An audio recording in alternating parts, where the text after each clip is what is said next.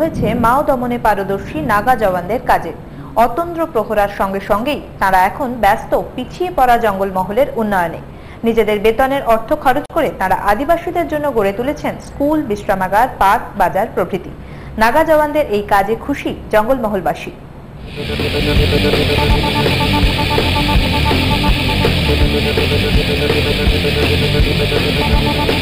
অশান্ত জঙ্গলমহলে মাও দমনে এতদিন তাদের মানুষ দেখেছে অত্যাধুনিক অস্ত্র হাতে, কিন্তু সময়ের পরিবর্তন হয়েছে। পিছিয়ে থাকা রাজ্যের 3 জেলার জঙ্গলমহল এখন শান্ত, তাই নিজেদের কাজের কিছুটা বদল হয়েছে মাও দমনে জঙ্গলমহলে মোতায়েন নাগা জওয়ানদের। পেশাগত কাজের পাশাপাশি নাগা জওয়ানরা বর্তমানে ওই সব এলাকার সামাজিক উন্নয়নের কাজে সামিল। নিজেদের বেতনের অর্থে তারা তৈরি করছেন স্কুল, বিশ্রামাগার, মাল্টি কমপ্লেক্স, পার্ক, পর্যটন কেন্দ্র প্রভৃতি। এছাড়াও গ্রামবাসীদের মধ্যে তারা বিলি করেন মাছ ধরার জাল, কৃষিকাজের সরঞ্জাম ইত্যাদি। তাই ভূমিকার বদল হওয়ায় নাগা জওয়ানরা এখন মানুষের বন্ধু।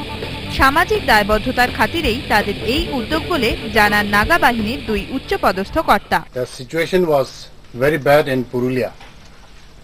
We were told that Maoists were terrifying the people and officials could not stay in their respective place of postings, and most of the tourist locations have been deserted, abandoned. They could not run the tourism resorts because of fear from the Maoists. But when we took over, our boys tried their best along with the Bengal police, and today what we see after 1.5 years of our posting here is a complete peace. The confidence of the people, the security of the people have been almost restored.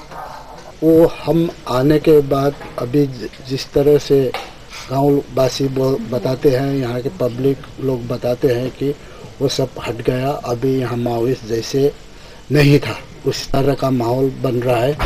ये बीच में गाँव वालों से जब हम कभी ऐसे आदान प्रदान करते हैं, हमारे बाद में वो ऐसे बताते हैं कि ये सब अभी जैसे माओइस्ट है नहीं इस इलाके में।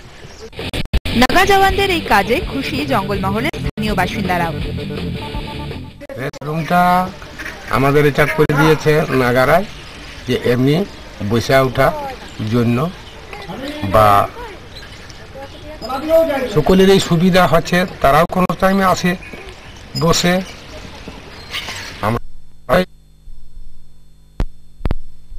করলে সেখানে বসে একটা মিটিংয়ের মতন গল্প সল্প হয়। এর জন্য এটা খুব আমাদেরও সুবিধা হয়েছে। ওটা এইটা বুঝতে পারতো না মানুষ। আর এখানকার সবাই তো আদিবাসী, 100% আদিবাসী। আদিবাসীরা আদিবাসীদের সঙ্গে মিশে গেছে, সুন্দর কাজকর্ম করছে।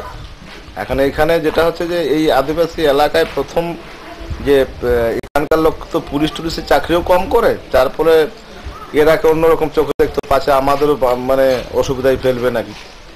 পরে পরে পরে পরে পরে বুঝতে পারলো যে না, এরা আমাদের জন্যই আছে, আমাদের সঙ্গে মিশে গেছে। ওরাও বুঝে গেছে না এই লোকগুলো মানে ভালো। এইভাবে সরকারি বেসরকারি উদ্যোগে আগামী দিনে গড়ে উঠবে এক রূপসী জঙ্গলমহল। আমজাদ কাজীর রিপোর্ট, তারা নিউজ, পুরুলিয়া। হুগলির